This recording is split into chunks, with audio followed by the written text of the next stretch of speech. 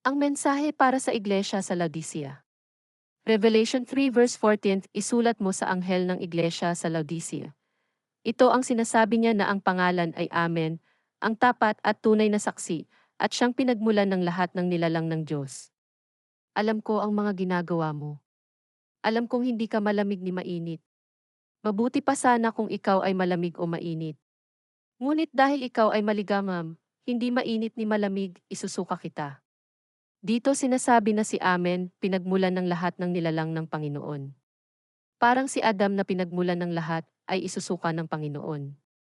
Ituloy natin pagbasa, verse 17, sinasabi mong ikaw ay mayaman, sagana sa lahat ng bagay at wala ng kailangan pa, ngunit hindi mo nalalamang ikaw ay kawawa, kahabag-habag, dukha, bulag at hubad. Kaya nga, ipinapayo kong bumili ka sa akin ng purong ginto upang ikaw ay maging tunay na mayaman. Bumili ka rin sa akin ng puting damit upang iyong isuot at matakpan ang nakakahiya mong kahubaran. Bumili ka rin sa akin ng gamot na ipapahid sa iyong mata upang ikaw ay makakita.